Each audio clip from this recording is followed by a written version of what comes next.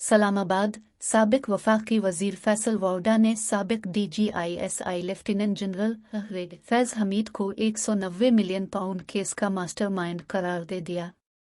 इस्लामाबाद में मीडिया से गुफ्तगू करते हुए फैसल वाउडा ने कहा कि 190 मिलियन पाउंड के केस में करप्शन ढूंढना कोई रॉकेट साइंस नहीं। इस हवाले से मुझसे बहुत तफसील से सवालात हुए हैं। नैब को सब कुछ तहरीरी तौर पर दिया है और इस पर दस्तखत किए हैं। मुझे कोई दस्तावेज देने की ज़रूरत नहीं। साबिक वजीर ने कहा कि जब ये मामला चला तो वफाकी वजीर था।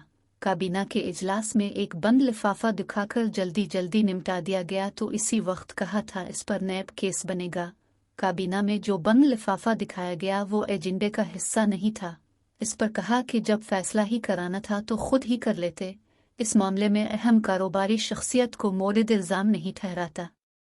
फैसल वाउडा का कहना था कि इस केस में सबसे ज्यादा करप्शन जिसने की वो फैज़ हमीद है।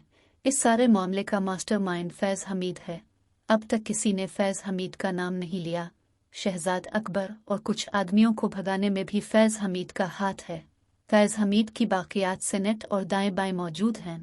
अभी मैं उनके पाकिस्तान के असासों की बात कर रहा हूँ।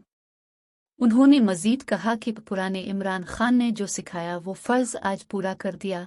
अब तक जिम्मेदारी का मुजाहरा करता आया हूँ। मैं किसी के कहने पर कुछ नहीं कहता। आज पहला कदम उठा लिया है।